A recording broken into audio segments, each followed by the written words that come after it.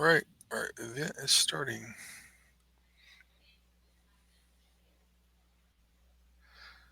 I am not seeing it on YouTube yet, on our YouTube channel. We're live. All right. So, welcome back to episode 239 of the God and Guns podcast. I'm your host, Troy. And I'm your other host, Doug.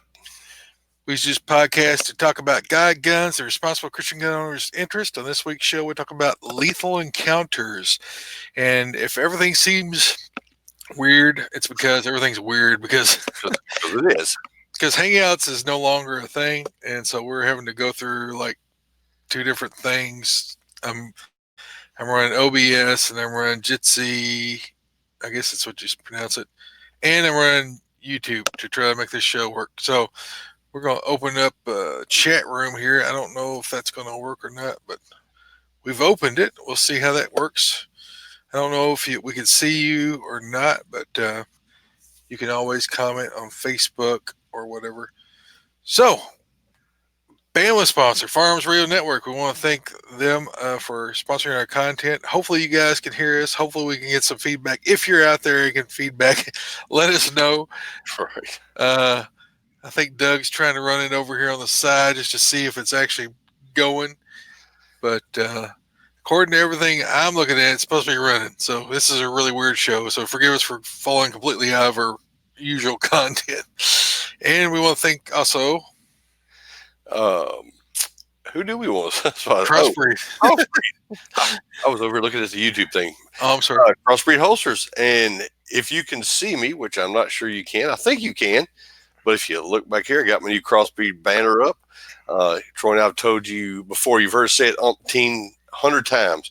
If you're carrying a gun and you got it in your truck, on your person, next to your bed, or if you're a lady and got it in your purse, Crossbreed makes a holster for you.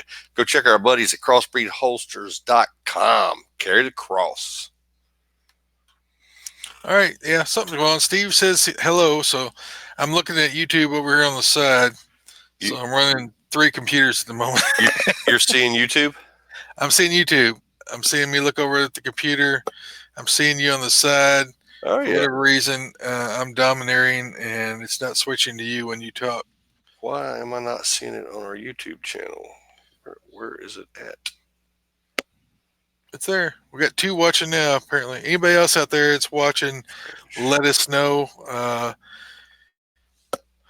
Let's see if I can share that link while I'm doing this. So you go ahead and tell us about your God and gun activities this week, Doug, and I'll see if I can get a link. Wait a minute. Maybe I found it. Yay. Yay. Oh, I think I have found it. Yes, there you are. I see you. Okay. All We're right. here. We're here. We don't know where here is, but we're here.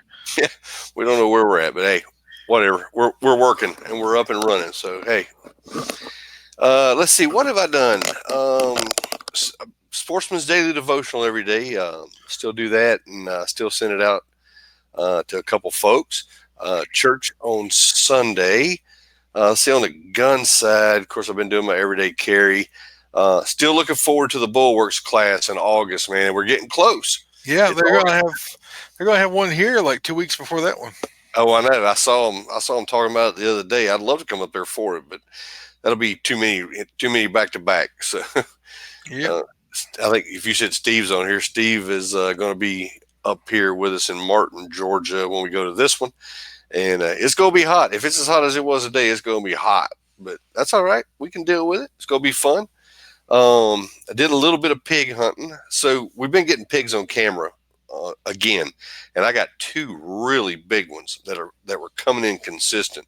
They were coming in anywhere from 4:00 to 5:30 in the morning, so they've kind of switched up. So I was like, okay. So me and my friend Luke decided to go hit them up this past weekend. Saturday morning, we got out there. I got up at 2:00 in the morning. We got out in the woods about 3:15.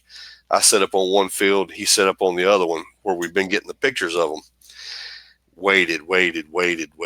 Daylight comes up. Nothing. I was like, well, they're not coming. We saw a bunch of deer, which was cool, and a bunch of rabbits. And so we got done hunting. We went and checked the cameras, and that joker had been in there at like 12:30 at night, so or in the morning. So he beat us in yet that morning. So he's going to mess around. We go get him. It's all right. They're they're going to get it. They're just getting smarter. Yep. So we just got to figure out new ways to trick them and take care of them. So let's see what else I've done. I've been trying to do a little bit of gun trading over on MeWe this week.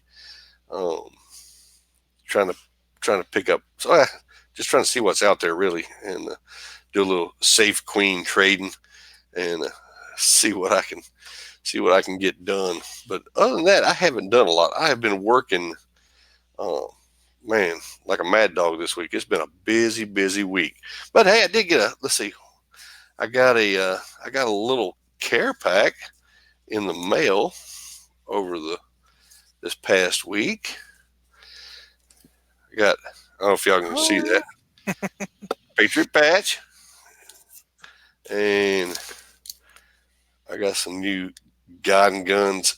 Um, this is not a sticker. This is the patch as well, and I have one on my plate carrier, so it looks cool, sitting right next to my crossbreed holsters. So I'm I'm ready. If I can stand to wear that plate carrier, as my mag carrier and stuff in that class, I will. If not, I'm going to have to switch out to my other one, so it'll be a little cooler. Not sure I can do it. Oh, and last but not least, so I started on Zija. Let's see, Tuesday was a week, so what, week and 3 days now. hmm. I'm down 15 pounds, and you're right about the Wow. hurting. I get up in the mornings, my back was hurting, my knees was hurting, and the last 3 or 4 mornings, I wake up and no pain. I was like, well, that's pretty cool. I understand what Troy's talking about now. Yeah. Gets rid So of the inflammation and that stiffness, and it just helps me move. it does. I've been trying to eat uh, good.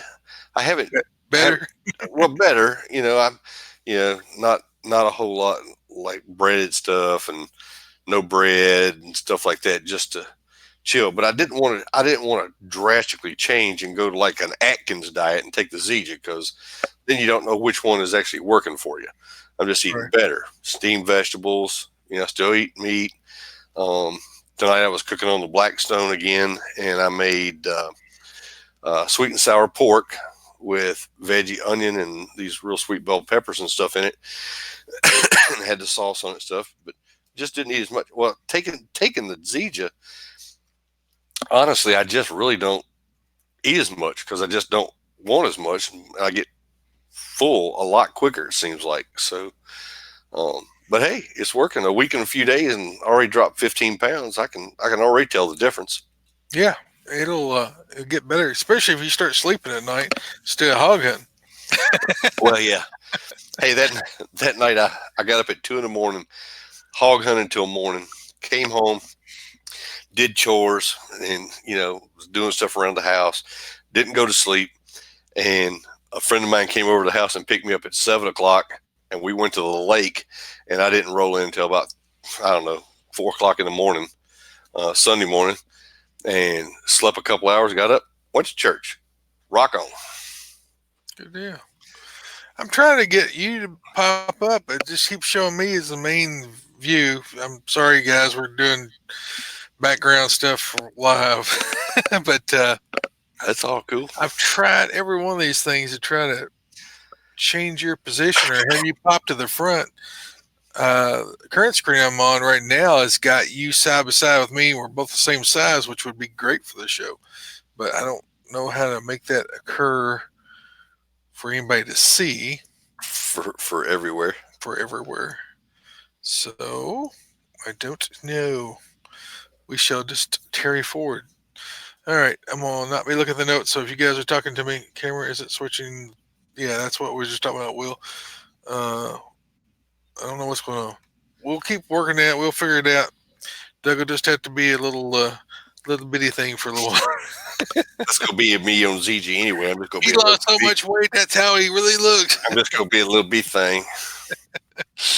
All right, my guiding gun stuff. I haven't updated my notes because I've been working on this video background stuff for the last 4 hours. All right, where am I at? Sunday, got to go to family reunion. Uh, Oh, nice.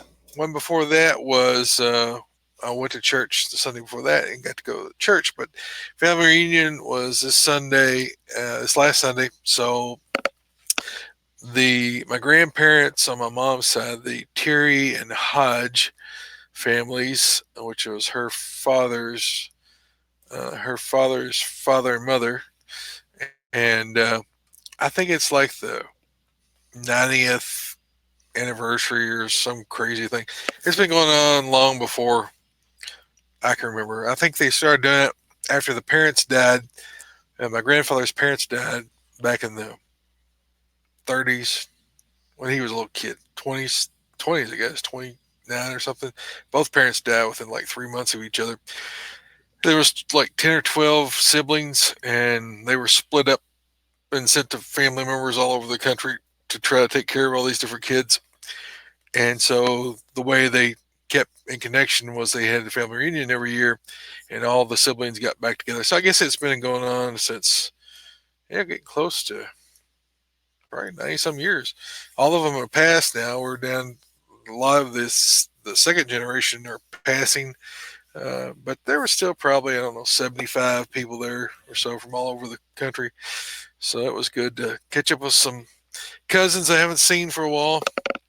And my grandmother there was there. She's one of the last remaining. I guess she is the last spouse that was married to one of the original 10 or 12 kids. I can't remember if it was 10 or 12. I think it was 12 kids. They used to have a lot of kids back then. So we did that. God stuff. I went over to a local church here near where I live. They called me up and said, "Hey, we know you know about church security, and we're getting ready to do something because we had some kind of a scary event happen, and we need your advice." And so I went over there. That was last night, and I guess it was about 3 hours I was there. I presented what kind of security plan I had, the one I'd built from scratch, and then I presented the one that Sheepdog offers, which is what I would recommend to anybody that's starting from scratch. The Sheepdog has the training program, has all the documentation, has everything you need to to run the whole thing. So I recommended that as a program for them. But then I made recommendations about, from my experience over the last, whatever it's been, 6, 7 years, I've been doing this. Officially and non-officially, and so spent quite a bit of time with them. I guess it was the whole deacon body, the pastor, and yeah, so it's like 16 people or so. Nice. And we went around and did walk around. I showed them where they should put the cameras at, based upon how badly our cameras are placed. If I could do it all over again, how I want the cameras placed, or how I would want the cameras placed, so that you utilize them to the best of their ability to get the best view. You don't want them up too high because you can't see people's faces. You want them down where you can see the doors and entrances. You want them where you see the hallways, especially the outside perimeter of the building and the entrances off the road, so that you can see what kind of vehicles leaving, with all the stolen goods, or what kind of weird person's coming in, and something that should cause you caution. But it was good. I enjoyed spending time with them and answering lots of questions. I guess all this experience and time spent is going to be useful for something at least. I get it all What figured else? Well, they're behind the gun. They've got a situation with an individual that's mm, he's sort of an anarchist that's started something at the school, at a public event at the school, and then it somehow is translated. It's turned into a perceived threat at the church. So I'm not at liberty to talk about much of it because it's sort of keeping it hush hush. But it's the kind of things you deal with churches. You got whacked out people that have brain issues and or demon possession or things like that that want to cause trouble, and you have to deal with it the best way you can. Uh, Hopefully, doesn't go lethal, but people get crazy, and you got to be ready to respond to it. So they got to speed up real quick and get some things in place. But I told them what they do in the meantime until they had all their cameras in place, until they have their security detail trained up to where it needs to be at. So I was able to help them. They seem to be appreciative. Let's see. Uh, oh, did you sign up? Did you sign up for the Iraqi vet? Oh Did yeah, you send in your paperwork and stuff? You signed the online waivers and stuff. yeah. I did the online waiver. I did it last week. It's about 2.5 hours for you towards. It's like halfway between you and your favorite vacation spot. Mm-hmm. Almost a direct line. Yeah, it's not too far out. Yeah. I get over it in a couple hours. While I was looking at my thing, I just thought we'll ask you and see. Gunner's going to go this time. Is he? He's going to be cameraman, Oh, nice. and so I don't We know got if to he's figure out where we're excited. going to stay at over there because I think there's like one hotel. There's cabins there, so I got a cabin. If you want to get another cabin, we could get two. Oh, is I there think cabins there?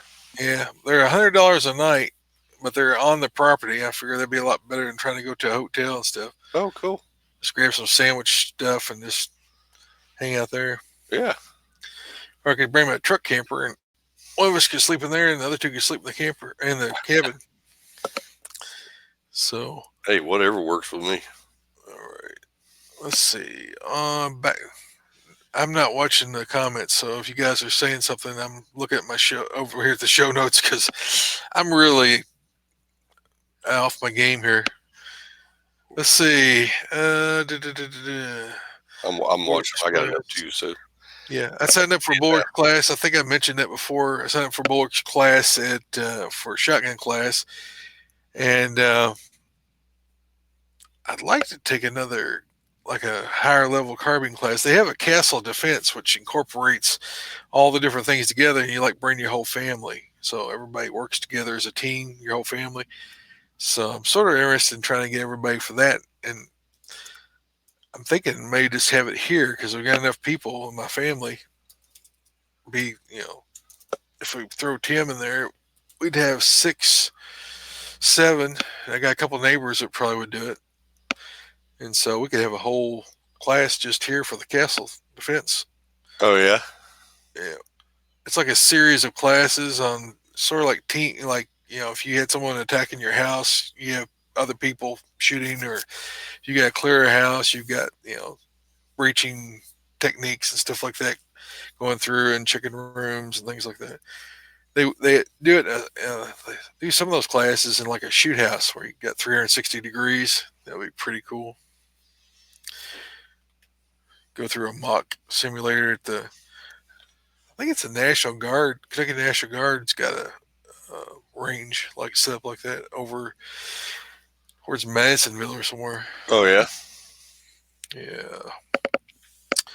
So on the God side, we done talked about that.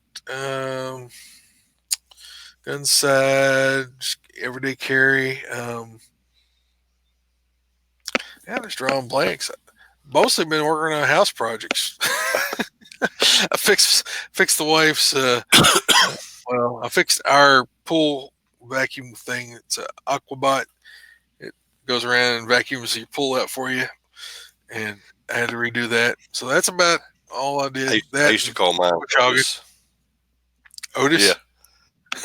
There was no rhyme or reason where he was going. He was just stumbling around everywhere in the bottom. Yeah, yeah. It does a good job though. I think it runs for like 7 hours, and by the time it's done, it's got it clean. All right, let's see. All right, EDC check as usual suspects. I'm not gonna whip them out. I did build something this week though. It's not really an EDC. Well, I built it to stay down here, so if I'm down in the basement, I've got something Oh, handy. So it's a little AR pistol. I've got the old A2. I moved it over from another gun. I put a 10-inch barrel, and I've got one of these minimalist arm braces back here, and it's got the binary trigger in it, so it can rock and Oh, roll. does it? Yeah. So that's a whip it out and spray and hose down until everything stops kind of thing. I keep that one down here, so if I'm down in the office, because I've got all the arms secured in a big safe that's bolted to the floor that weighs more. You'd have to have a fork truck to come in here and get it out, and there's no way that's going to happen. It was like they built the basement around it, so it's pretty secure. And then I keep a shotgun. I keep the M4 beside the bed, and I keep another AR that's ready to fight in the bathroom closet. And I got one in here now, so I feel like I can fight from anywhere in the house. I can get to a rifle pretty quick, about 15 steps. Well, maybe 20, 20 steps, or right over here if I'm sitting at the desk. Because I've seen there's been a lot of break-ins. We had I told you guys about the dollar store got robbed like 5 minutes before I got there. Right. So 3 days later, someone's car got stolen from the same place. Last week in Hodgeville, they had a guy in broad daylight try to carjack someone at the car wash down there in the center of town. Caught him on camera. There's look out for that. High speed chase from somebody last week ended up guy dying over here running from the cops. It's been crazy around here lately. I mean, it's a little odd for Kentucky, or odd for this part of Yeah, Kentucky. I was talking to John the other day, and he was saying that he's been real busy at work. He dispatches for Kentucky State Police, so he said Yeah, they've been keeping him very occupied. yeah. Crime is definitely on the rise. Um, to insane levels I've not seen before, and it's probably just nationwide. It's probably not just here, but probably nationwide. Well, I don't know if you saw. I posted. I think I posted it on God and Guns Facebook yesterday. Anyway, they're talking about gun control, blah blah blah, mass killings. Did you see? Did you see the dude in California that killed like 4 people with a knife and Yeah, stabbed them? And you not hardly even a peep on the news. It's not newsworthy, I guess. Um, if you don't use one of those vicious black guns, oh my gosh! yeah. It's strange that they blame everything but the person doing it. I know, right? And I'm not convinced about that Walmart shooter yet. I'm still thinking that there's something there that's not being told. Did you hear the interview? I posted the interview of the one of the guys that got shot. Mm-mm. I hadn't seen it.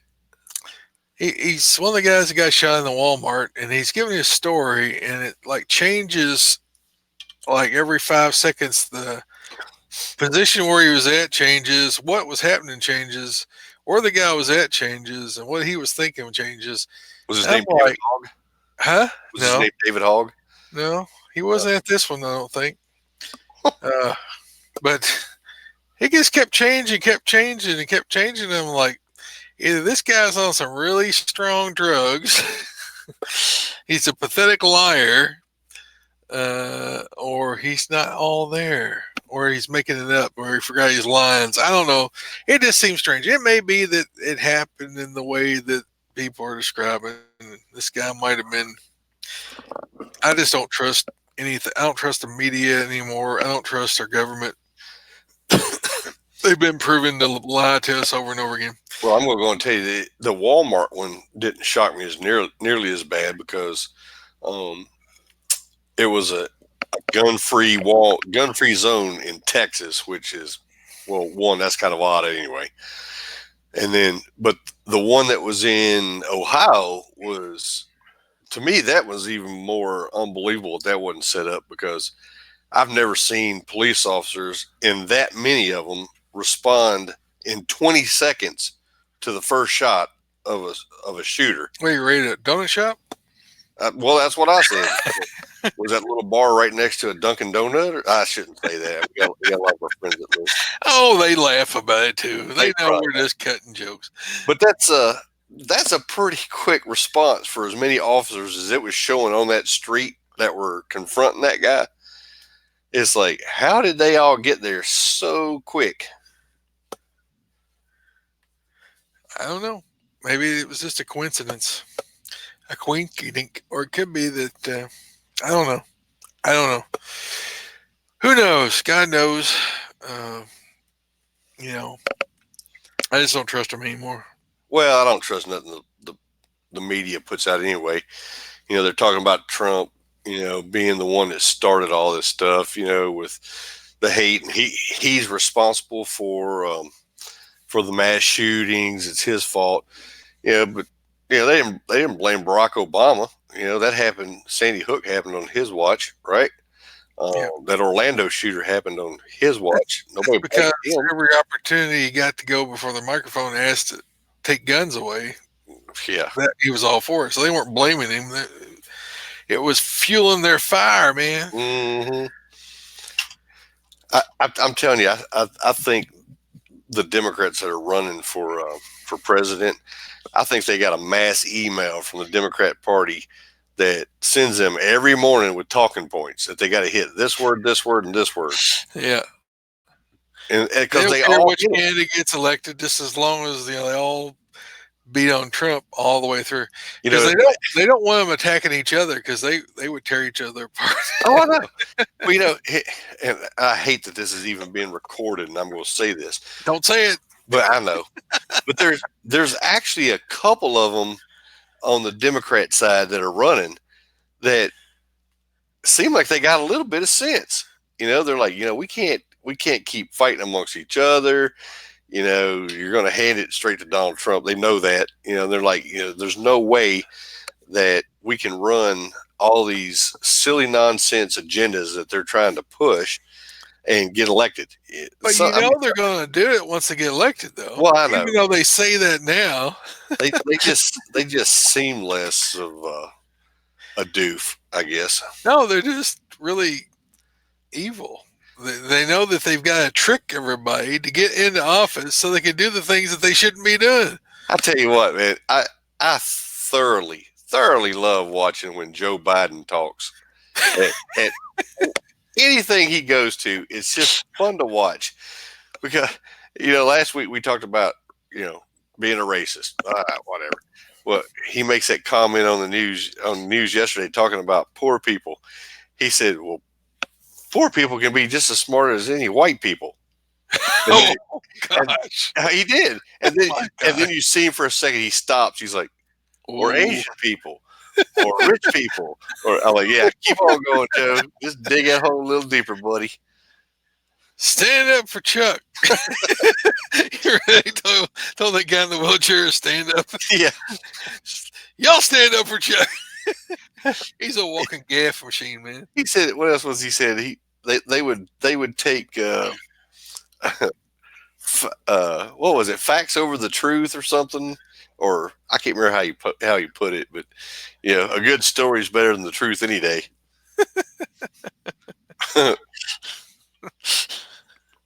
They crack Don't me let up. a crisis go to waste, man. Don't let it go to waste. Oh no, can't let that happen. Oh my gosh. I am almost giddy. Almost giddy. Okay. Where are we at? I've gotten lost in the weeds. Okay, that was your EDC, right? Yeah, well, everybody knows what I'm carrying. Not really. You carry a snake charmer with you quite a bit. No, not as much as you would think. I don't know if you can even see me or not, but I, there's I don't know why I can't get it bigger. I've been working on that the whole time, trying to get it switched. there Um, that's my go-to 99.9% of the time. My trusty old Glock, and you can look at it and tell she's pretty worn. I don't know why it's not letting you be the big one. We'll have to. We'll have to. Sorry, guys. Doug's just gonna be small this show. That's All all right, right. and y'all have to look at me drink my drinks and scratch my head and whatever I'm else. watching. I'm watching on the YouTube side, and Will Watson said he was more worried about assault hammers. Well, more people get killed by hammers and guns and a lot. Yeah, More people get killed by hammers than AR-15s or assault rifles. more people killed by knife with More knives. people choked to death than they are killed by AR-15s. Hmm. Let's see. Oh, one last point before Yeah, you go. yeah. Yeah, they mass shootings, mass shootings. They're talking about 49 people were shot, mass shootings all weekend. I think Chicago over the weekend they had what like 60 some people. 70 something. Was Well, it 70 up to Candace 79? Owens. Candace Owens put on there. Oh, 79 illegal aliens were killed at the wall this weekend. And then had like a little bit of space. Oh no, that was Chicago. You liberals can go back to not giving a blank again, since it was just people in Chicago. I guess Trump ICE had a big raid in Mississippi this week and picked up a bunch of people. They was talking. I think it was Mississippi, and they were talking about it on the news a while ago. And they're like, "How could they separate families?" And I told Joe Biden's like, "How can they separate somebody's family?" And I was in the kitchen doing something. I told my wife, I said, "That's the first thing I've ever heard come out of Joe Biden's mouth that I actually agree with." She's like, "What?" I was like, "Yeah, they shouldn't separate the family. They should round them all up and send them back. That's right. If they're illegals, get them all." Uh, let's see. I'm totally lost. I've got three screens and two computers, and I don't know where I'm at. Okay, we got iTunes review, or you We, got iTunes review. we did. We did. Hey, Rando, how's it going? Did I show this already? He This said is my Chicago represented. Chicago's represented. Yep. My new FT three Your new, D. your new Radidio, man. That's I, nice. I like a display, man. I can see that. And it gets dark, so like when I go outside on that in the evenings and use the radio, all them bugs don't swarm me like they do with the FT2. Oh, really? It's not as bright. I can say that now because Steve Stone wanted to buy it. I think he's already went to bed, so He went to bed, so maybe he'll it catch won't be a non-selling feature since Steve missed out. he'll, You go to bed, Steve. he'll catch it in the rerun. Uh oh. So we did have an iTunes this week. Is says awesome by Brinkzilla40, and this was from August 6th. It said, "Love the podcast. Keep up the great work. Love the stories and the preaching. Keep on trucking." He said, "I am a trucker, so I mean that when I say it. LOL." Well, thank Cool. you. Thank you very much for the iTunes review. We appreciate that. Trying to type notes and do this at the same time. Okay. So we had some more feedback, and John, if you're on here, I did not find that. You sent an email with some Chuck Norris jokes, and I don't know if it was an email. It might be a Facebook message or something. I'll try to look for it, and we'll put it on next week's show because we're deep in the woods here, and we're just getting by. Oh, you got us a joke today. I do got one. This is from one of the last ones our buddy Chad sent me. He's back in school now. I think he's back in school. I think they had their first day back. But anyway, this was a pretty good one. Hearing is everything. An elderly patient finally received the much needed hearing aids from the doctor. After a short time, the doctor meets with the patient for a follow up. The doctor says, "Your hearing is perfect. Your family must be so happy." Patient says, "Well, I haven't told them yet that I even got them. I just been sitting there and listening to them talk for about a month now." Patient says, "I've changed my will 3 times." Yeah, that would be bad. Never know what they're going to say. No. Did you see the picture of Philip and Andrew? I did. I was just chatting with Andrew online on YouTube there a minute ago. Cool. Told him I love the God and Guns podcast shirt he was wearing. He said he wears it everywhere. Oh, I hope he Representing. I hope he washes it from time to time. Hopefully he's got a few of them. I don't know how many he's got. I think we gave each one of them a shirt when they came into our place in Glasgow. That's Oh, been a did few you? years. Yeah, it's been that shirt's probably getting pretty tight on him unless he inherited Philip's shirt. Yeah, he's I he's hammered in he's getting big. Philip looked good in naval his military dress at the academy. Good naval luck. academy. Yeah, Philip. Good luck to you, buddy. I hope you enjoy it and take advantage of it and make the best of your time there. I never got clarification. Maybe if Andrew's still on here, is he was going to the Marines, but I think the Marines go to the Naval Academy, don't they? They do. Yeah. Okay. He, he gonna be a gyrene. Yeah, I got you. Yeah, them Navy guys and Marines hang out together. Yeah, they do. All right, they don't like each other. They I they got get a they get hauled all over the place. being retired Air Force. I can't wait till Philip actually gets out and gets started because I got lots of jokes for him. We got a lot of jarheads in the audience, so we can't be too rough on 'em. No, Might come find us and whop us. just Philip. I have to give him a little bit. All right, Bible verse this week coming from Psalms 144, 1 and 2. If you've ever seen our postings, you probably are familiar with this verse. Blessed be the Lord, my rock, who trains my hands for war and my fingers for battle. He is my steadfast love and my fortress, my stronghold and my deliverer, my shield in whom I take refuge, who subdues peoples under me. Again, Psalms 144, 1 and 2. So, of course, the warrior, King David, is talking about how God has prepared him for war. And the thing that we have to remember about going to battle is that God battles for us. He will battle with us and for us, and we just need to watch him do the work. So, my encouragement in these days that are becoming violent for people who are not mentally ill or evil, our encouragement is that God is going to fight our battles for us. Not that we won't be persecuted because they hated him, they're going to hate us because we're going to be that reflection of God on this planet. And so we're not going to be loved if we're doing what we're supposed to be doing and we're speaking out as we're supposed to be speaking out, if we're bold and defending the gospel and promoting and uh, telling the gospel and sharing the gospel and living the gospel, then they're not going to like us. And that's okay because they didn't like Jesus. But we just are called to go and do and let God take care of the rest. So again, Psalms 144, 1 and 2. Anything you want to jump in there with on that first, Doug? I don't hear Doug. Sorry, Oh, I had you muted there while you oh, was doing the Bible verse. I was muted because sometimes I cough and I didn't want to mess you up. that's fine. Like that. um, I like that. I do like that verse.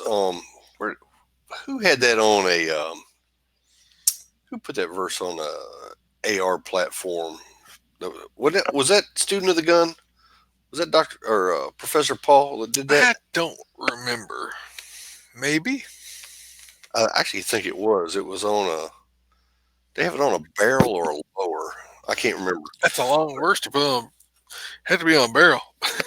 It might have been, but I do like that. I do like that, and to me that just tells you, be prepared, be strong, and be strong in your faith, and God will take care of you. Ooh, y'all get to see me yawn and everything. All right. Main topic tonight's lethal encounters. And why I brought that up was before all this, it actually was, we talked about it, I think, when did before this all happened? Before all this shooting happened? I think it was like last Friday or Saturday. Yep. Before all of that kicked off, I was talking to Doug. I said, how about a show on lethal encounters, things that we've encountered over our years of dealing with crazy people? Hmm.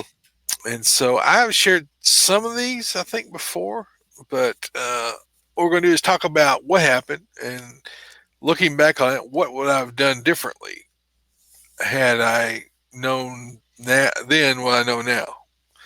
So how would you approach these situations? And it's sort of a it's sort of good to every time you have an incident or a life-threatening incident or something that could have went bad to step back afterwards and go over that. What could I have done differently to change it? What could I have done? What would have happened if I'd done something like this as opposed to that? So that you can get your head around those kind of issues. So if you ever encounter them again, which is likely, then you better have a better plan, right?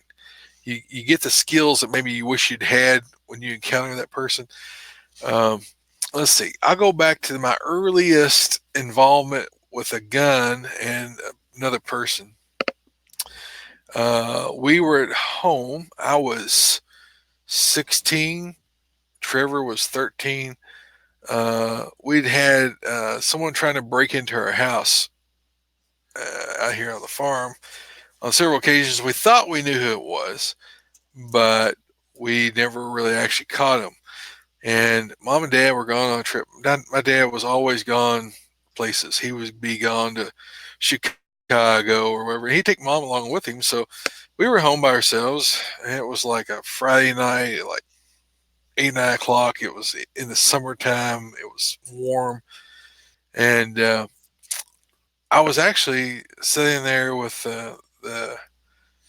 my Mini 14, and I just got done cleaning it, and I just put it back together. I was sitting in the kitchen table, and my brother was there, Trevor was there in the same room, and I just cleaned my 357 Magnum, and I had Smith Wesson Combat Magnum 19 Model 19.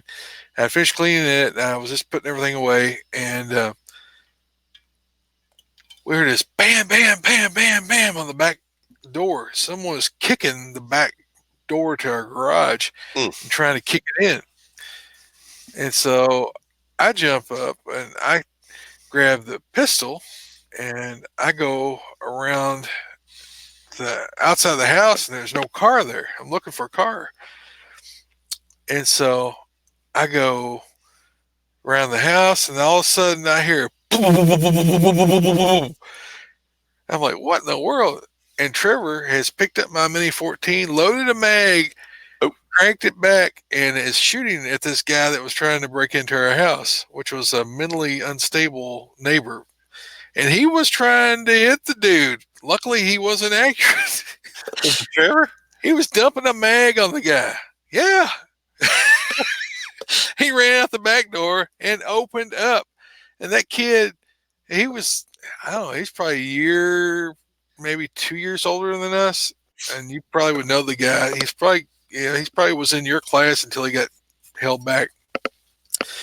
But the dude dove through a barbed wire fence, and I'm hollering at her, stop shooting, stop shooting. He's about to kill this boy.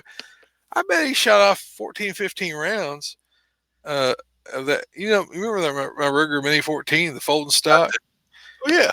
I loved it, good, but thank goodness he couldn't hit nothing with it. Or I don't know if he was actually aiming, but I saw bullets hitting the pond and hitting the bank and everything else at the direction the boy was running. He dove through that fence and he stripped the shirt off of him. There was blood all over, and he just kept on hauling. I took the gun away from Trevor. Not trying to. Trevor's 13. You don't have a good thought process when you're 13 years old. You just don't really think properly, or he wasn't at that. You just don't protect yourself.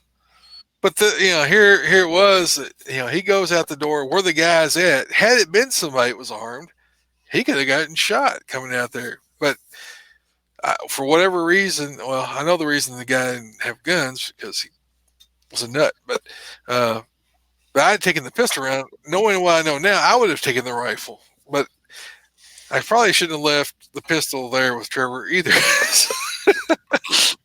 But the point is that you got mentally ill, mentally challenged people with low IQs that do crazy stuff. Are they dangerous? They can be.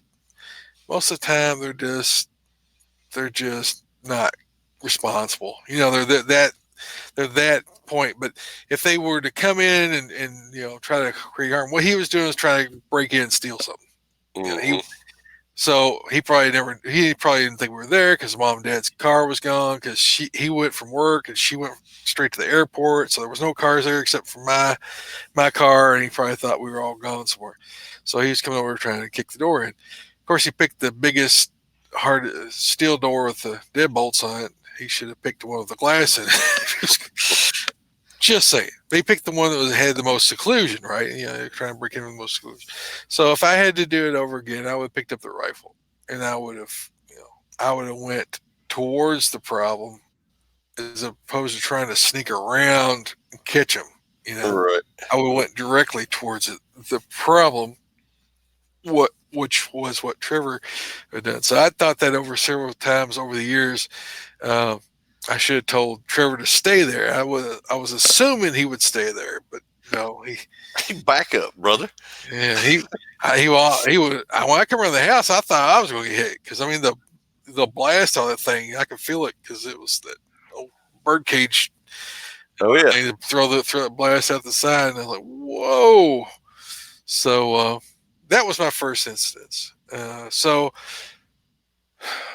I learned a lot from that, from not leaving guns around people that you shouldn't leave guns around. And and not putting my brother down, but just because he was younger and he wasn't really as responsible, and I should have been more responsible. Of course, I was a little shocked that someone was trying to kick our door in. Yeah. Uh, I never said anything to mom and dad because I didn't want Trevor to get in trouble. I had made him go there and get the shirt and throw it away. It was shredded on the fence.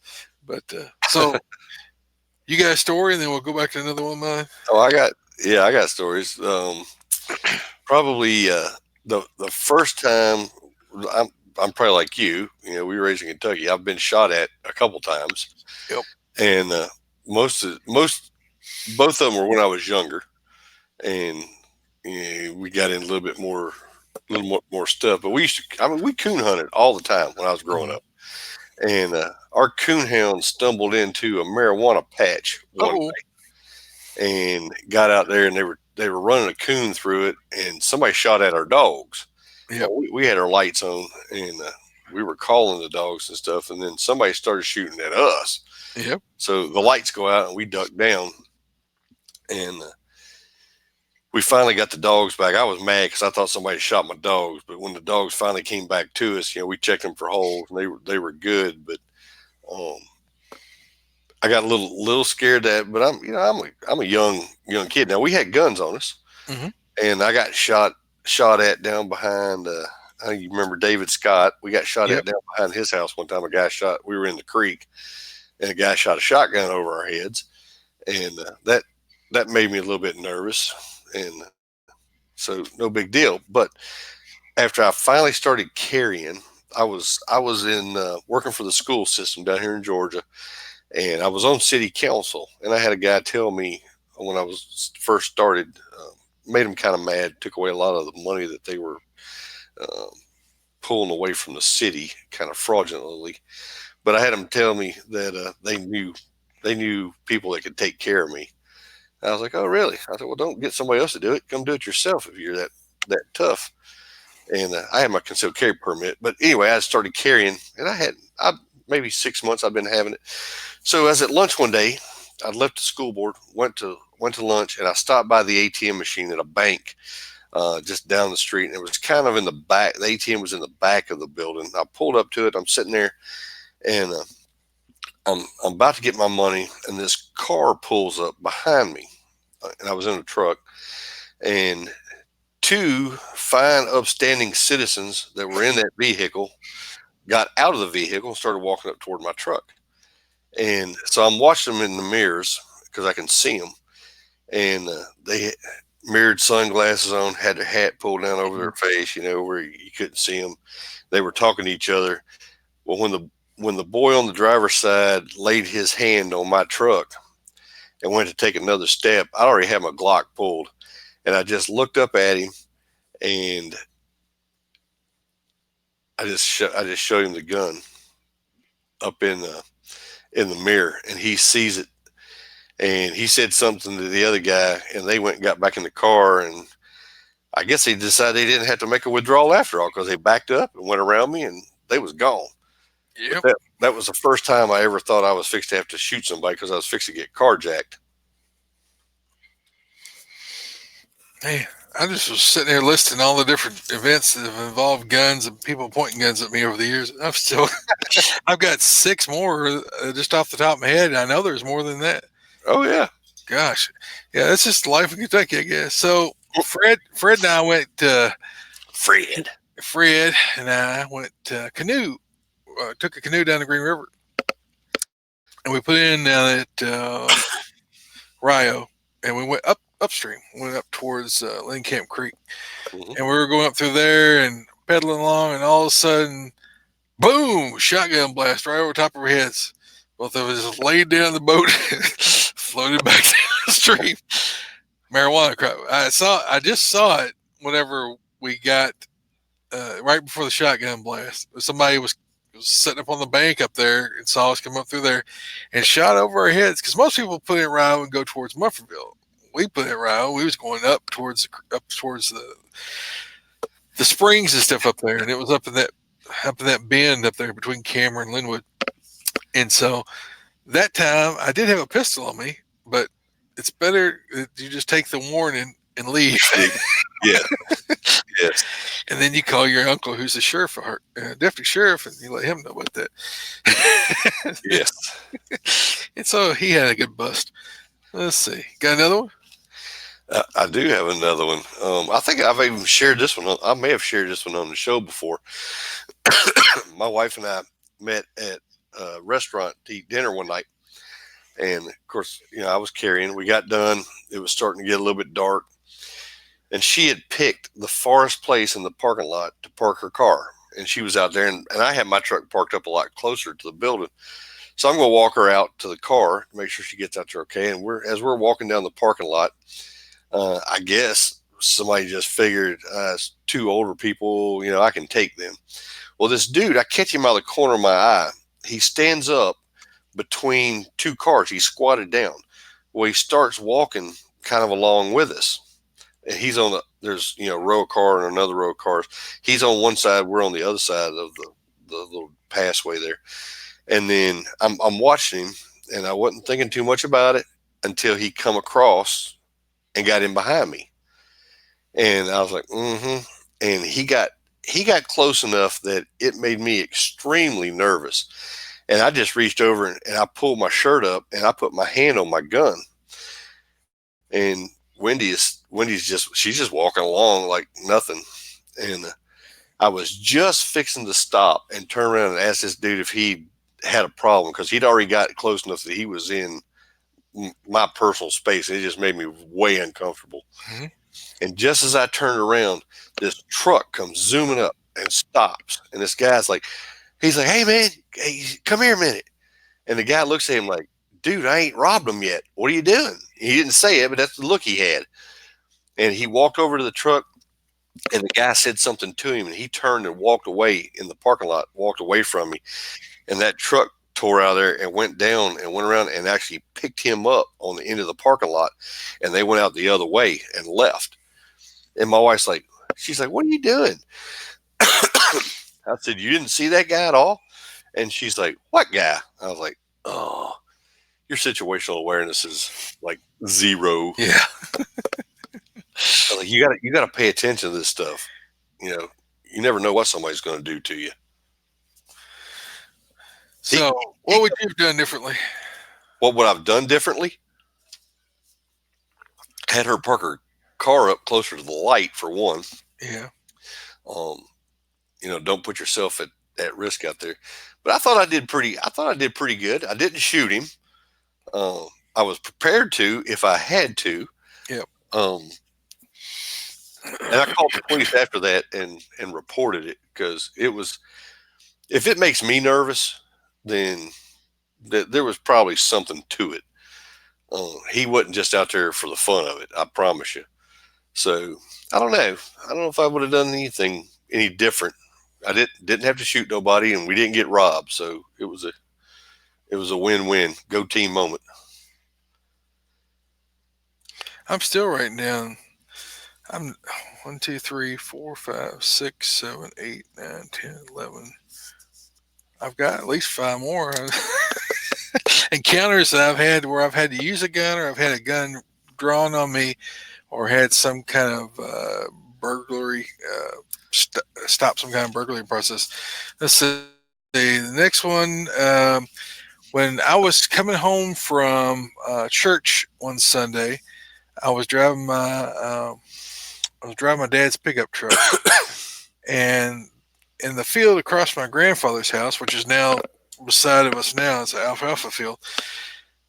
There was about five grown men and three boys and eight dogs and two Red Rider wagons with coolers in them coming across the field, and they were all carrying shotguns. And this was rabbit quail season, and Mm-hmm. fields were had been soybeans and they were clean. There wasn't anything out there. There was no reason really for them to hunt because there was nothing going to be in that field. there was no cover for any rabbits or any quail, and you could see beer cans just dropped all the way off into the distance where they just dropped their beer cans as they were drinking and coming through. And so I pulled out in the field and I asked them what they were doing trespassing on the land, and they said, "Oh, we got permission from Mr. Johnson." So Mr. Johnson doesn't own this land, and he is like actually a mile away, the land he owns. And you've been on our land. I said, "Where'd you come from?" And they said, "Oh, we come from over on Hawkins Road." And I said, "Well, you've been on our land for most of that whole way then." I said, "Yeah, I appreciate it if you guys just went back the way you come and pick up your beer cans and go along." And I was polite and friendly. I wasn't raising the bar. It's like, we don't allow people to hunt our land. And if y'all don't mind, just head back the way you came and pick up your cans as you go back out. And one of them was lit up enough to say, "Well, there's more of us than there is you." Oh man. And so I reached over and I grabbed my Mini 14, 30 round mag in it. I said at the crook of the door, I said, "Yeah, but I got 30 rounds and I can take every one of you out from here. That birdshot won't hurt me at all." I said, "I suggest you go ahead and go now before I call the game warden, have him come and seize all your stuff since you just made a personal threat on me." Game warden was my cousin. And I said, "And I think they'll be seizing your guns and maybe your vehicle for, coming in here threatening me, trespassing, things like that." And they started cussing and fussing. They started walking back the other way. I said, "Don't forget them beer cans. Pick them up on the way back out." So I followed Uh-huh. them about 50 yards back. I just followed them all the way back across the field until they went all the way back over to. I was 16 at the time. So that was one of my early ones. Having thought about it, I don't think I could have done anything more different than that, other than just like call the game ward, let him deal with it. Mm-hmm. Probably would have been. I stayed far enough away that the shotgun pellets would not have killed me. They might have hurt a little bit, but Stung a little bit. they might have stung a little bit. But I was standing behind the door. I didn't get up from behind the door. I was standing between the door and the cab, so it would have been it wouldn't have been a deadly shot. But that was one of the incidences I had as a young man. You got one you want to throw in there? Let me. You know, I can remember when I was younger. We lived out on the farm, and Dad drove the church bus for South Fork, picking Mm-hmm. up kids and stuff. Big old Dodge, wasn't Yeah, biggin.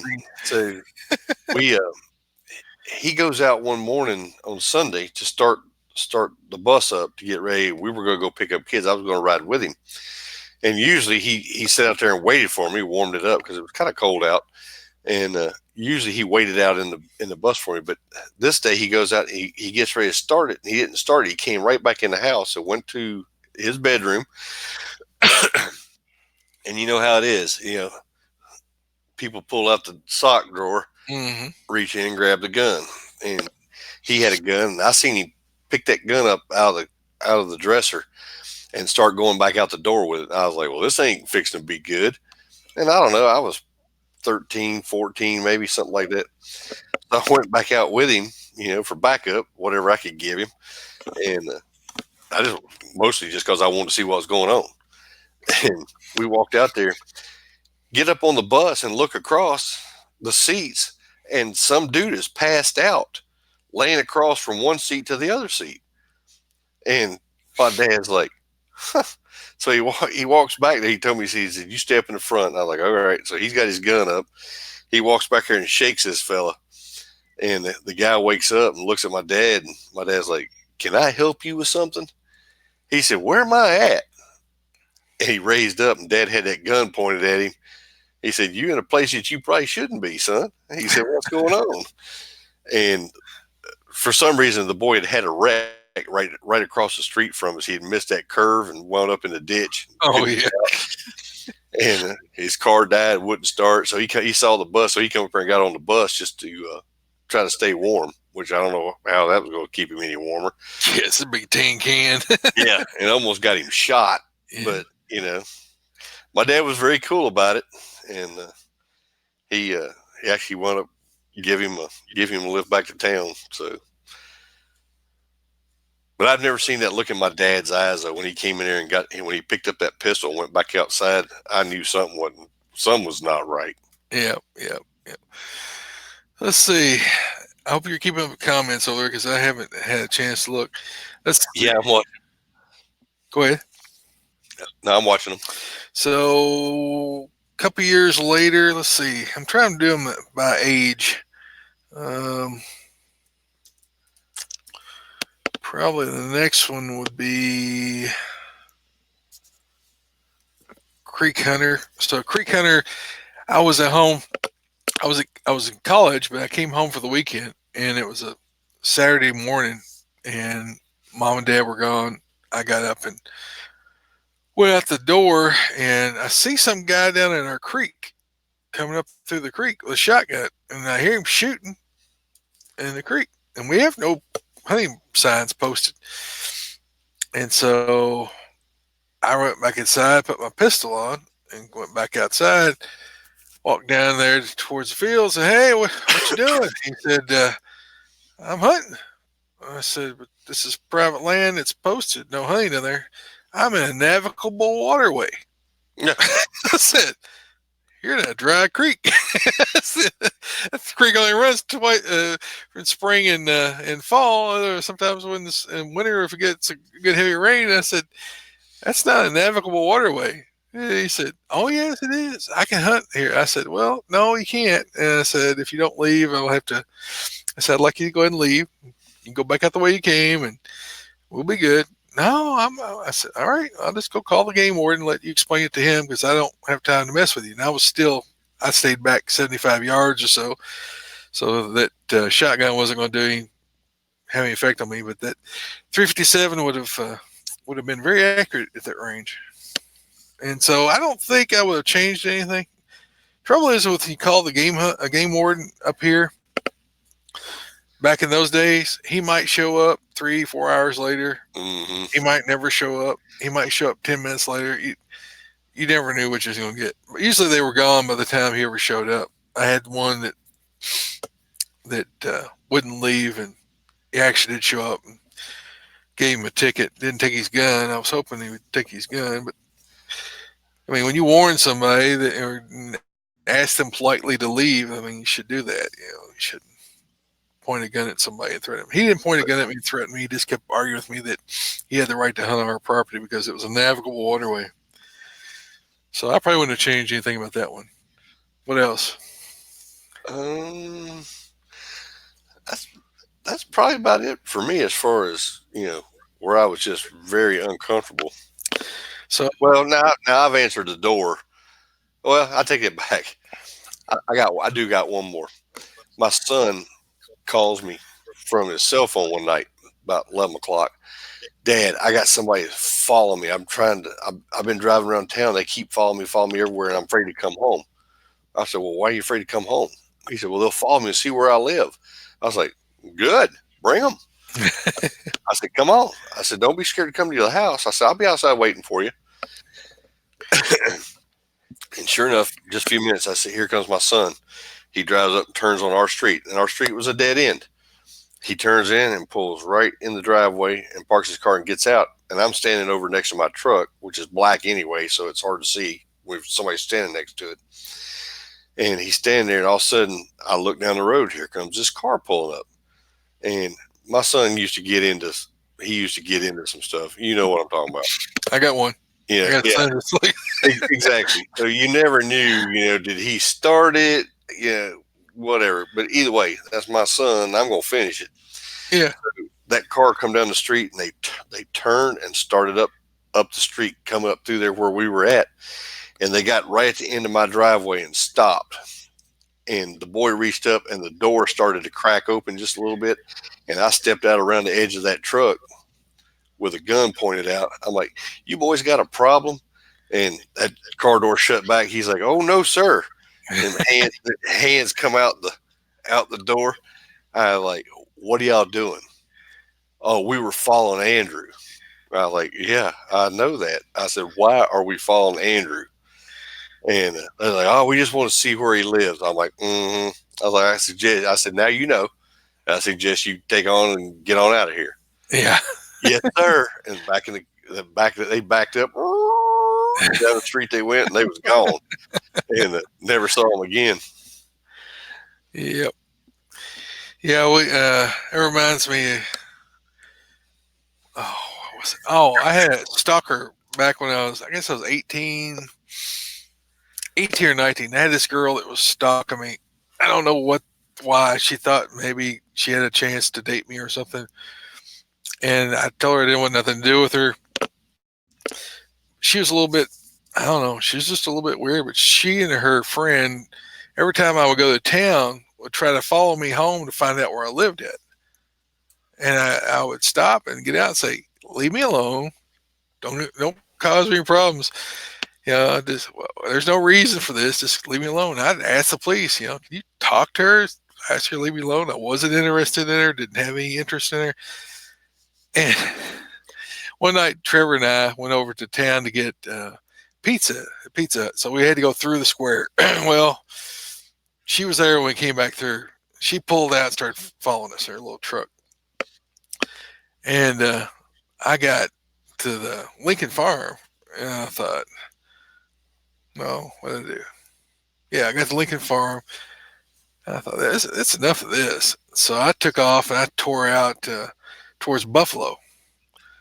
And I get to Buffalo, and I turn my signal on when I get down to the water factory, down to the water plant, down there across the bridge, like I'm going out 470. I go out 470, and I turn my signal off when I get out to the end of 470 and 60. What is it now? 210. So we're 61 over 470 crosses. You guys don't know where I'm talking about. But so I go out there and I make a right turn, and I turn my lights off. I don't turn on turn signal. I turn my lights off, and I just make the turn. And so I just let out so far she couldn't see nothing but my tail light. So I turned off the lights. I turn and go out 210 and go on the road. Well, she shoots across 210 and it keeps going at 470, and she's lost me. And so I go on and go back and cut back another road and go on home. So she don't know where I'm at. We go home, we eat pizza, watch a movie or something. And I decide to go back to town, hang out with my friends. So I go back down to the square and park my car.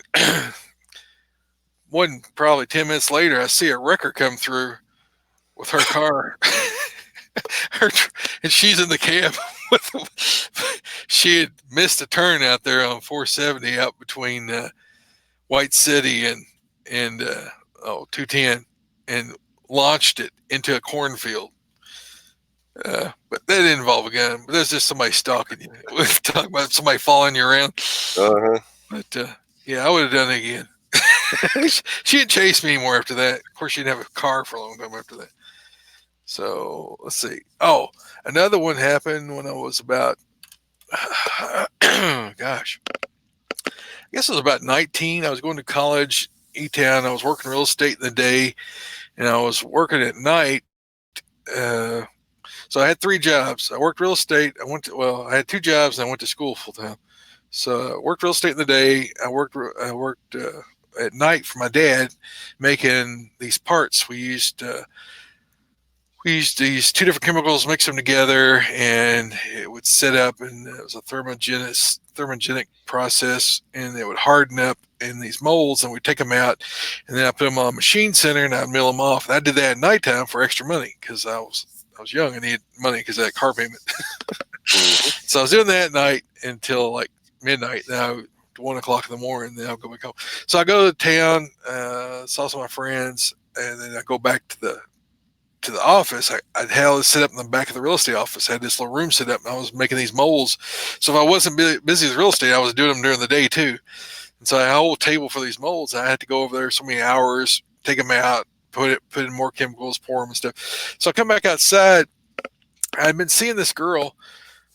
Just it wasn't serious. I mean, we just were dating a little bit, and we weren't like exclusive or anything like that. And I come out of the office and I go and get in the car, and it's like 11 o'clock at night. I get in my car. Of course, my windows are limo tinted. I had 2 layers of limo tint on them. They were blacked out. And all of a sudden, this Ford truck comes flying in off the road, slides up beside of my car, and out jumps two big guys. Oh, one big guy, one little guy. And I'm like, what in the world is this mess? And he parked where I couldn't get out because I was up against the building and he was parked in front of me. He comes around and starts pecking down my window. So I got my 357 in the left door panel of my car. So I roll the window down about this much. And what can I do for you? You need to quit messing around with my girlfriend. I'm like, what? And he's got a knife. He's sitting there with a knife. And Oh, he's got this dang. big guy behind him. And he said, you keep messing with my girlfriend, I'm gonna cut you up. I said, I don't even know who you are. And he tells me who he is. I'm like, I don't know who that is. I said, who's your girlfriend? He tells me the girl, and I said, she didn't tell me she was dating anybody. We're dating now. You can't be hanging out with her. You can't be. I said, fine. If she don't want to see me, that's fine. That's between her. If she don't want to see me, it's no big deal, man. You need to quit. You quit threatening to do this. I said, if she's telling you stuff like that, then she's filling you full of stuff. I said, don't matter to me one way or another. It sounds like she's wanting to get rid of you to me, but that's between you and her. Mm-hmm. And he said, well, I don't think you're taking this serious. And I rolled the window down a little bit more. I said, look, I said, if you want to fight, we'll fight. I said, I don't know why we would fight, but if it make you happy, we can do that. I said, I'm not fighting him. I said, I'll shoot him, and if you pull a knife on me, I'll shoot you. So you might want to back up and put that knife away. And he's like, what? And I pull that pistol up underneath of his chin. It's cocked underneath of his chin.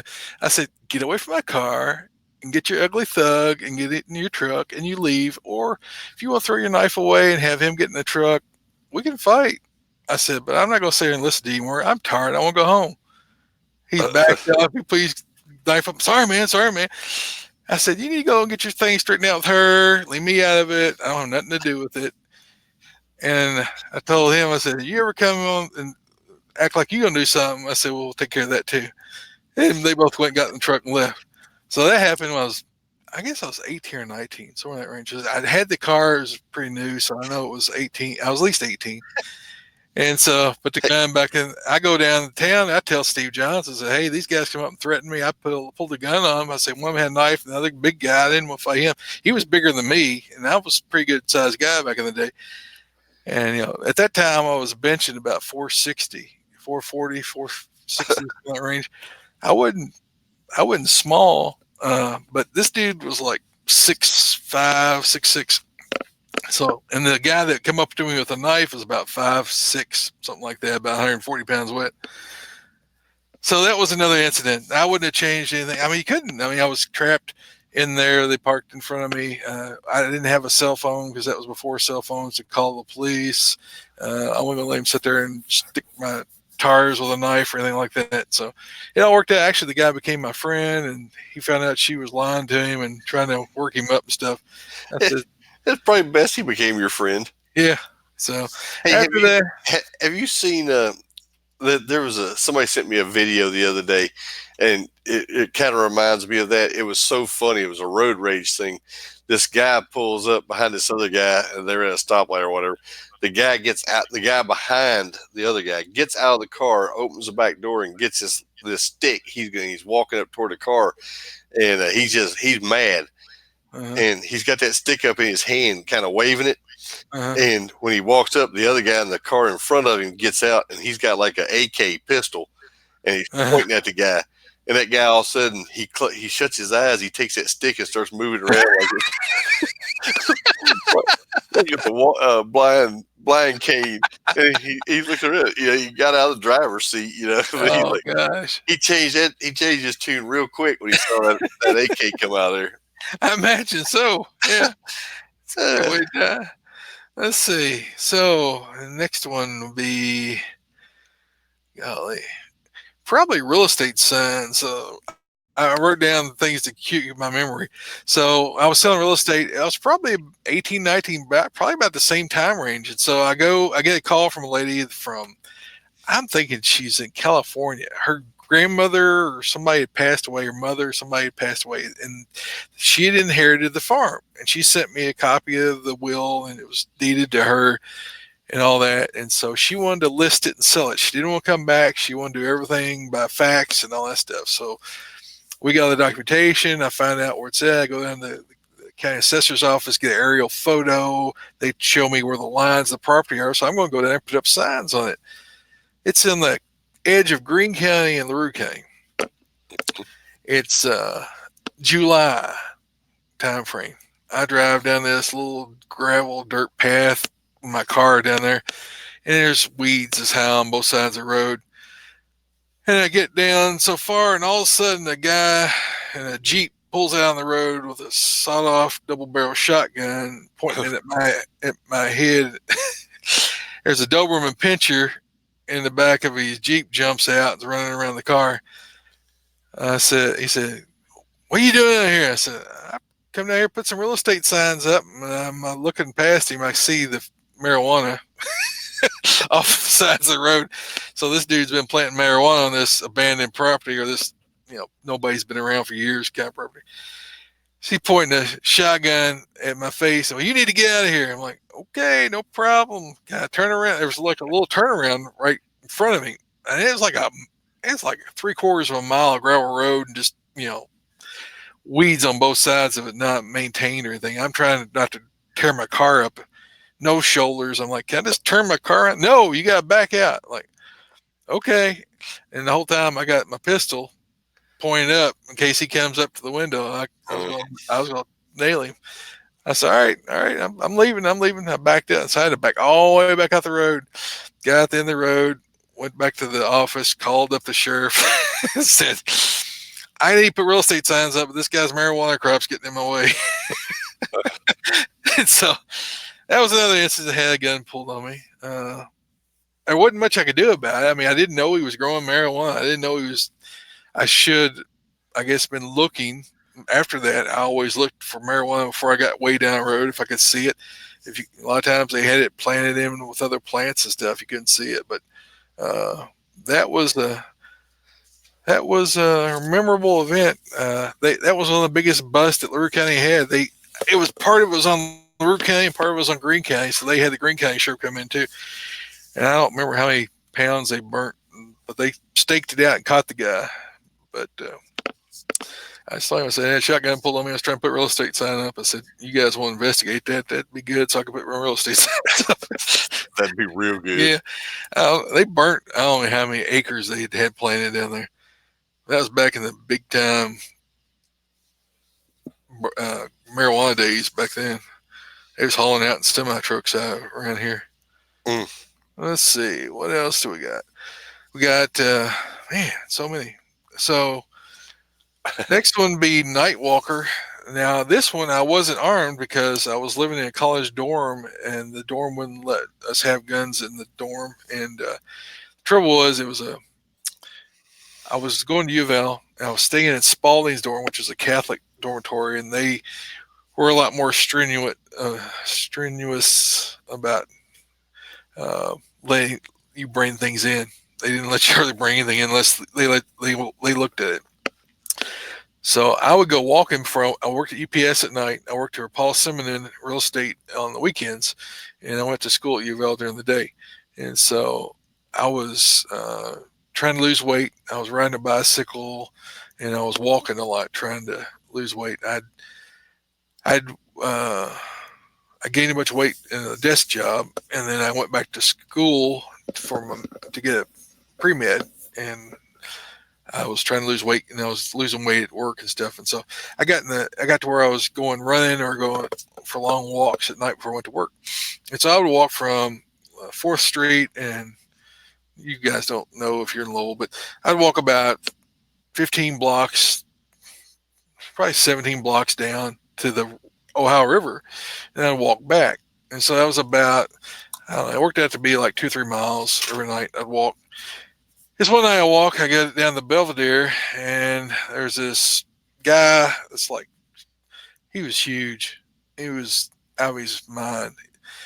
He was probably 6'8", 6'9". Didn't have a shirt on. It was like November. He was screaming and hollering and stuff, and he started following me. Only thing I had on me was a little buck pocket knife and a flashlight. Mm-hmm. And so I start walking back. There's nobody downtown. I walk down 4th Street and back up 4th Street or 3rd Street and back up to the dorm. And so this dude starts coming behind me and starts saying he's going to kill me. He's going to rip my head off. He said he's going to take my money. Hey, white boy, I'm going to rip your head off. And then he's saying all these like explicit language things. And so I'm trying to avoid the confrontation. I'm not taking this dude on without anybody to help me out. I mean, I could fight, but I didn't want to fight crazy. You don't want to fight crazy if you don't have to. So I just kept going. I just kept going towards the dorm, looking for cops. No cops anywhere. Nobody anywhere. All the shops closed. And he just keeps on trying to gain. So I start zigzagging. I start going over this block and zigzag back across that block, hit this alley, go back up the alley. And so I keep working my way. I get back up to the dorm, and this dude's like half a block behind me, and he's running at this point. I've been slight jog most of the way, just trying to keep cool, keep collected, not trip and fall. And so I get back to the dorm, and they had to buzz you in. Well, the guy that was supposed to buzz me in was gone to the bathroom. Mm. I was there, bang, bang, bang, bang, bang. And I'm in this funnel. I mean, there's this like you go in this doorway, and then it's like these steps that leads up into like a entryway. And so there was no way getting out there, getting into this guy. And I'm hitting the buzzer, and I'm hitting the buzzer. I turn around my back to it. I grab the pocket knife and flip it out, get the blade out, whip it around so I can do a throat slash if I got to, try to get something on this guy. And I'm sitting there hitting the door, elbow in the door, stuff like that. And finally, the guy comes running back out of the bathroom. His fly still open. Opens that door up, and as soon as he opens that door up, the guy comes around, starts coming up the steps. And I step inside the door, close the door back. I said, "You might want to call 911." The guy starts beating on the door. He gets on the phone and calls 911. Finally, the guy looks. He starts backing up and leaves. So after that, I started taking a pistol and keeping it in my car. So when I left the dorm, I go out get my pistol. Then I go walking. Mm-hmm. But I did not want to encounter that again. But that's when pretty much after that time I started riding a bicycle. And I was a lot faster Yeah. than the creeps. But that was one time I wish I'd had a gun. I didn't, and thankfully it worked out okay. But I mean, he was not. He did. I didn't see a weapon on him, but just his size. It was going to be a fight. It was going to be. It's going to be in his favor. I'll say it that way. Let's say that happened. So, this one should have went before the other one. So I was working UPS, same schedule. Work UPS, worked at Paul Simon on Saturday and Sundays. Went to church at Chester Street up there in Louisville, and so I was living at U of L's dorm. They called Cardinal Hall. It was a hotel that they was on the corner of the property. The college bought it, converted it into dorms because they ran out of dorm space. And so I worked all week, third shift. For UPS, I got off from work at like 5, 6 o'clock in the morning. So I was staying in Louisville because I was sleeping most of the day Saturday, so I just stayed in Louisville. So uh, I was sleeping on Saturday morning. My roommate went home for the weekend, and there'd been a series of break-ins in that building. There'd been like 6 or 7 dorms that had gotten broken into. They stole computers and textbooks and anything of value. And so I'm sleeping, and it's like, I don't know, 7 o'clock in the morning, and I hear something scraping on the window. I'm like, what in the world? And blurry eyed because I just gotten good sleep, open my eyes up and I look and I see a head coming in the window. And I have my pistol, I'm a 307 there. I leaned back and pulled that pistol up. I cocked it, and as a curtain come away from the guy's face, I had it back and I had a click. I said, "You're in the wrong room." He goes, "Yes, sir, I am." He backed his head out the door. Well, it was like a week later, they busted the guy. It was two guys that lived down the hall, and they went in their dorm. They found all the stolen stuff. They didn't even fence it yet. They still had it in their room. But was that a lethal encounter? No, I don't think the guy probably was armed. I don't think he was just looking to steal something. But hey, it stopped it right there, and he had turned me into U of L for the gun, and I didn't know who he was. But I used that to stop that. So, gosh, we halfway done. People getting tired of listening to my stories. Let's see what else we got here. Uh, we'll skip. We'll skip that one. I think I've told a couple of these on here. The drunk doves. So I come home from church. I might have told this one recently. Come home from church. My family. We live in Cave City. We'd bought a house in 5 acres down there, rebuilt the house, moved in. My dad had bought the whole farm. We just bought the front part of it with the house and the front 5 acres off of it. My dad bought the like 55 acres behind it. He sharecropped it with a local farmer down there because it's too far from our equipment to do it. And so I was working at Techno and living down there. So we come home from church. We invite family over for dinner. Chris had put some stuff on before we left for work. And we left for church and got back, and all these guys are out there in the field sitting on coolers with in 5-gallon buckets and drinking beer and shooting doves. And they're like right behind the house. I mean, you could hear the shot land on the roof and hit the siding when they were shooting at these doves. They were that close to our house. And so it really ticked me off because this guy was a jerk to begin with. I didn't have a good relationship with the guy because he was always just a jerk and belligerent alcoholic. I mean, he was just an alcoholic, straight up. And his friends were all alcoholics. So I go in the house and I grab a pistol and I'm getting ready to go out the door to confront this guy. And I thought, no, if I go out there and he points a shotgun at me, I'll kill him. And then I'll have to explain that and I'll be in jail. So I'm going to leave the gun here and I'm just going to go out and talk to him and see if I can convince him just to move because I didn't want him hunting, but I didn't really want to push that subject because there was plenty of places for him to hunt on the back of the property. They would have been hitting our house in cars with lead shot. So I put that gun back in the house. My dad's there. Dad's there. He comes and my mom and of course my wife and I think my grandmother was there. My grandfather was there. Like Trevor and Candy were there. So we invite everybody for lunch. So I go walk out the field and I stop far enough away that birdshot wouldn't kill me. And I say, hey, we're having dinner here, family dinner here this afternoon. And I really would wish you guys could move over to the back side of the property and dove hunt. And he goes, I ain't going nowhere. I was like, well, you don't have rights to hunt here in the first place. I said, I could call the game warden and let you talk with him about it. Or you could just, move over to the backside of the farm, finish hunting, doing whatever you're doing, clean up your mess, and then we're okay. And he pointed his shotgun at me. He said, you ain't going to make me do nothing. He was drunk. I was like, okay, then we'll do it your way. And so I said, I'm going to go ahead and call my friend. My friend at the time, John Pointer, he was the chief of police in Cave City. And he was like one of my best friends at the time. I was like, I've got these guys out here pointing shotguns at me here drunk.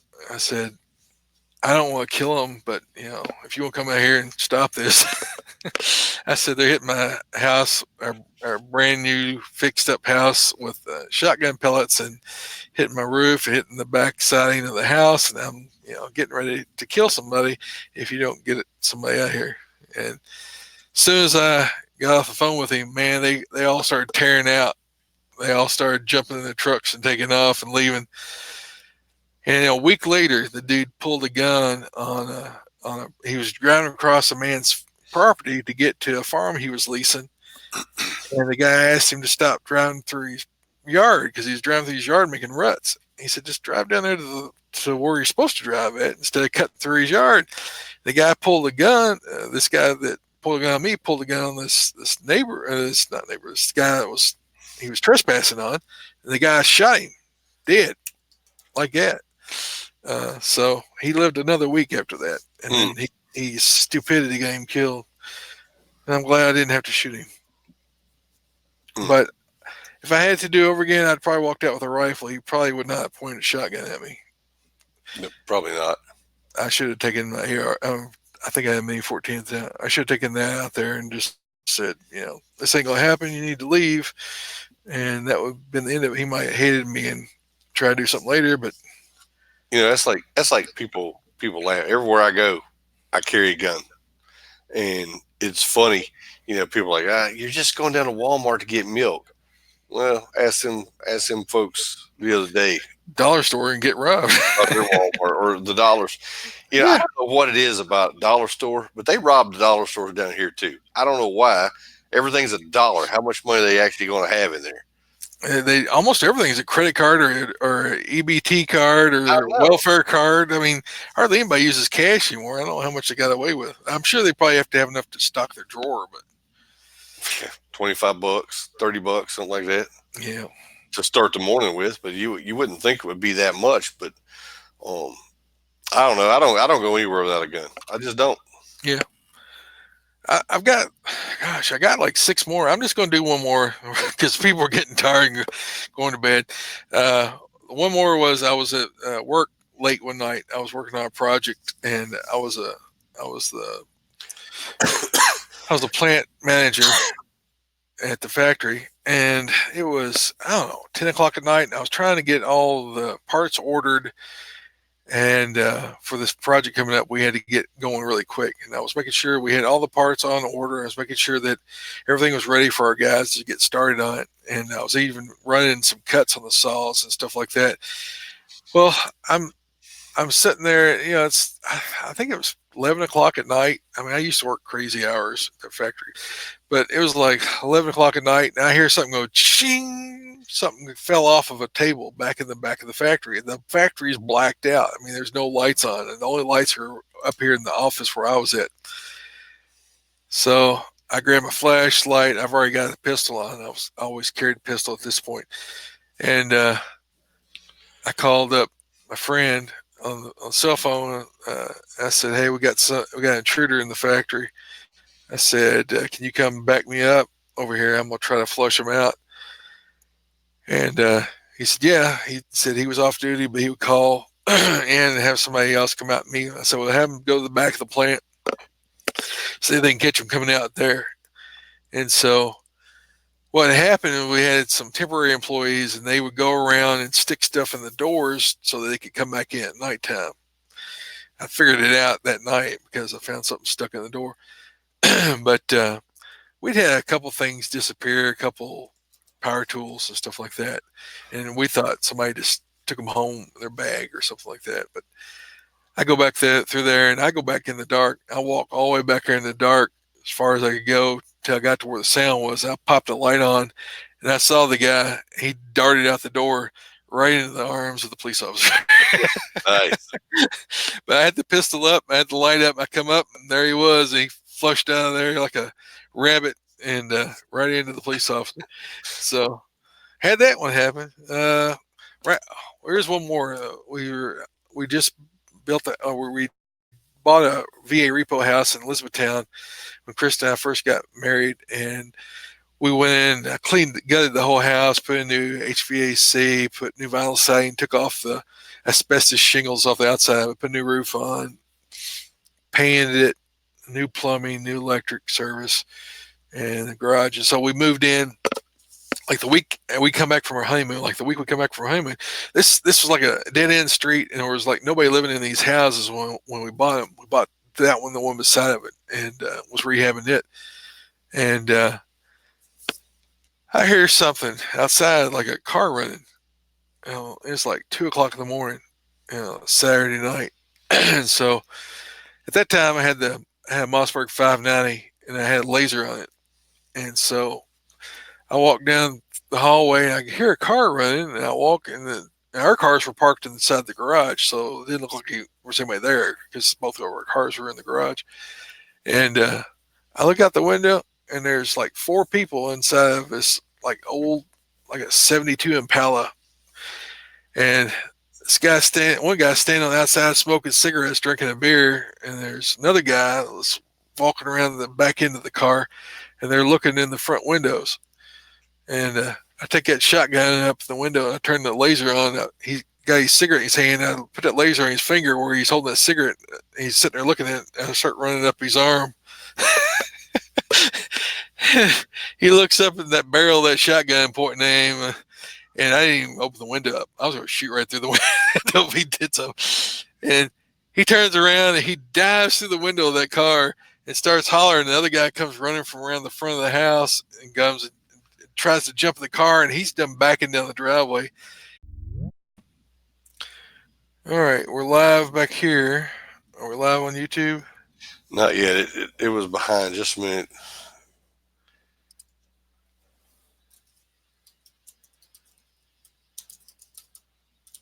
Yep, here we come. There we are. All right, we're back. Can you see us now? I think they can. We still got a few people hanging in. All right. Well, we're running a little bit late. Well, it's probably our fault. I don't know if there's a limit on this Jitsi thing. It may be. I don't know. We're learning as we go. So Zija, and then we got crossbreed holster, Doug. Hey, crossbreed holsters. Hey, you've heard us talk about it. If you're carrying on your person, in your vehicle, if your wife carries in her purse, or you need a holster for your bedside, Crossbreed makes a holster for you. They make them for pretty much any gun out there that you want to carry. That they may even make one for a high point. I don't know. I don't have one, but they probably do. But go check out our buddies. Troy and I both carrying the Super Tuck Deluxe with the horsehide backer. We love it. Mm-hmm. And they are great. And Will just said, got my new Crossbreed Mini Tuck this week. Cool. All right. He's carrying a Ruger LC9. That's awesome. He's also got a LCR. Or LC. No, it says LC9. Yeah, LC9, yeah, LCR. Oh, he's got an LCR too, 357 Magnum. Yep. So that's cool. I hope you like it. I love mine, and I have several of the different ones. And hopefully we get Justin Murray back on here and talk about some of the new stuff we got coming up. I kind of talked about it a little bit. I still not going to give it away, but they got a new holster out that are trying to come out. And I told Murray the other day, I said, if you need somebody to test it for you, please, please, please send it to me. I'd love to help out. So go check out our buddies at crossbreedholsters.com. They got a holster for you. Use our promo code. What is our promo code? Let me get back over to my notes. GNG. And get a discount, 10% off when you check out, just for listening to the show and hanging out with us. Next is Axelson Tactical. I was overlooking it. I was overlooking at their site some this week. Man, they got some pretty guns over there that I want one so bad. They got financing available now. You can get it through them and make a monthly payment and get a really high end gun. Troy and I both have an Axelson, and they are just tack drivers. I love mine, and it's a pig slaying machine too. I'm going to tell you, it'll flat put them down. But they got all kinds of stuff. You can go out there. They sell on their online store at axelsusa.com. They have all kinds of merchandise out there that you can go buy. They got some really cool shirts out right now too. that I'm going to have to pick me up a couple new ones, I'm thinking. But go check our buddies out. Uh, Jeff is hooks us up, and we enjoy having him on the show occasionally. And they're good folks. So go check them out, axelsonusa.com. Use our promo code God and Guns, and they will give you a 10% off when you check out with their store also. Cool. Interior Alliance, we're an Interior Alliance Life member, and if you want to know more about them, there's a whole bunch of patriots, veterans, and first responders, people that want to give back to their community, and they have a lot of charities they support. So if you want to check out Interior Alliance, just Google interioralliance.com. You can find out all about it, become a member yourself, or just give to the charities, or you can buy their products, which some of the proceeds go to the charities. So check those guys out. For the guys that ask for more information about that diet, it's not really a diet, it's just things to eat, not to eat.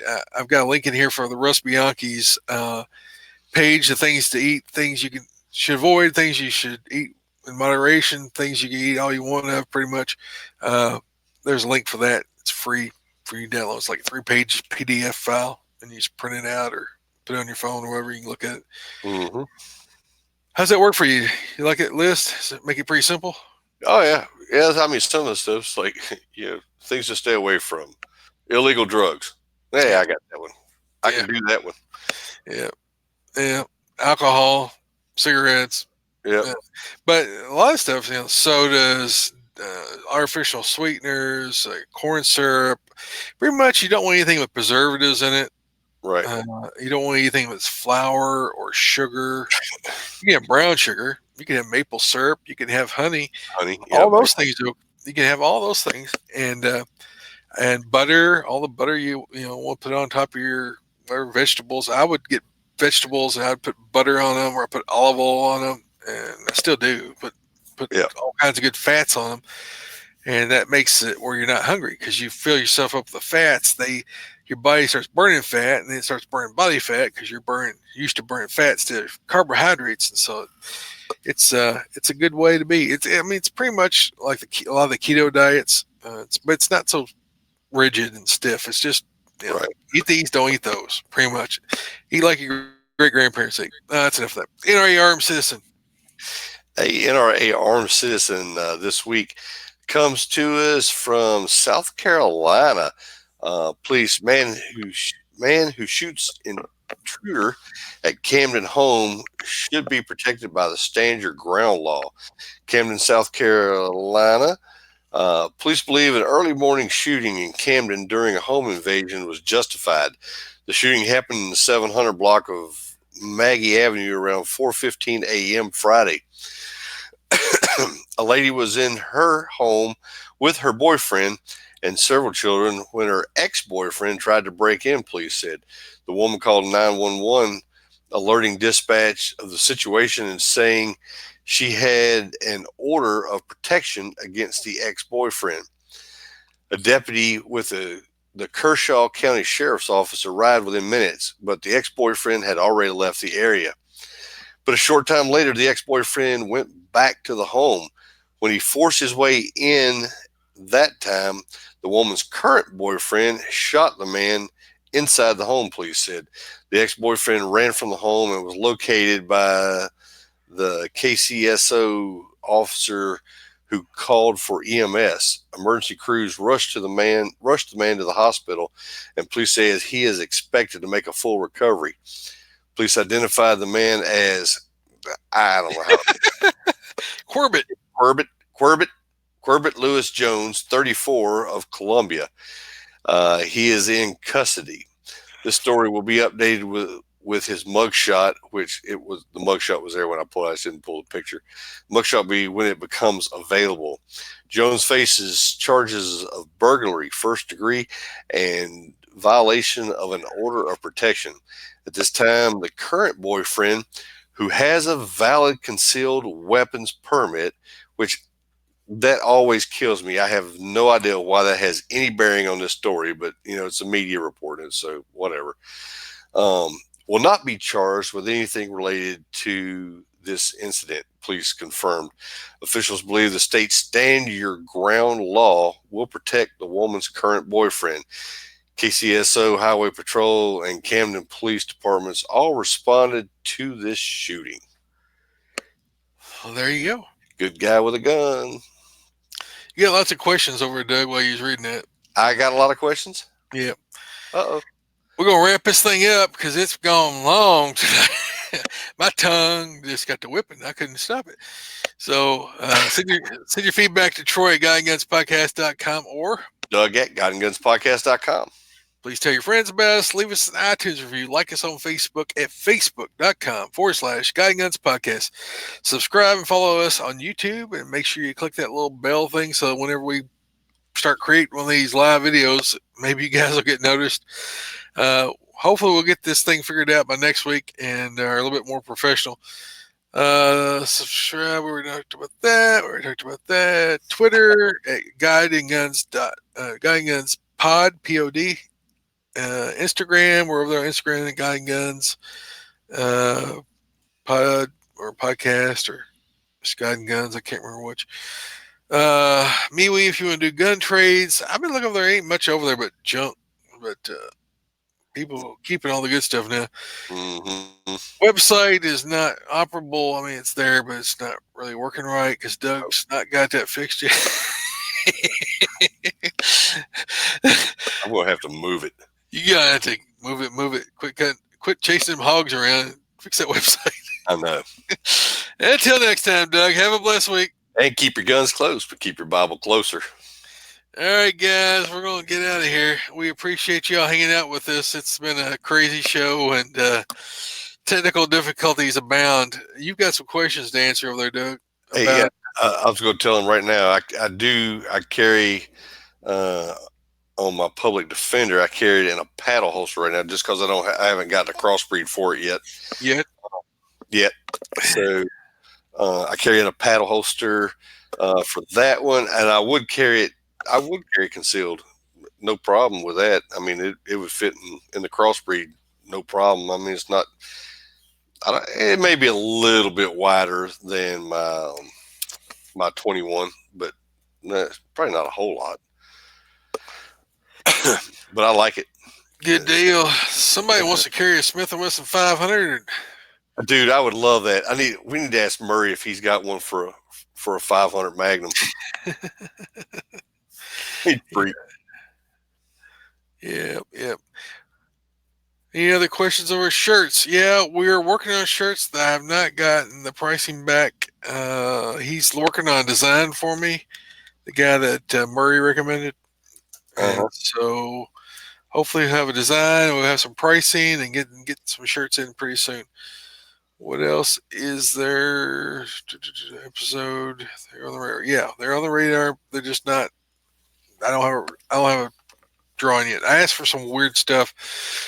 Man, and they just haven't. They haven't put together yet. But changed the design up quite a bit. What else we got? We answer all the questions? I think so. All right. We always cut these off at the end of the podcast, and we put them back in at the end of the credits and the PSAs and whatever else that we've got for the Firearms Radio Network in there. So if you guys want to catch the answers to questions over there, that's where they're at. And so we're getting out of here. It is. Y'all, you guys have a great night, and we appreciate you coming on and listening. It's late, man. Good night, guys. Y'all have a good one. Thanks for watching. Make sure you put thumbs up down there. Thumbs up down there. Please and thank you. Yes. My wife would say. All right. Night.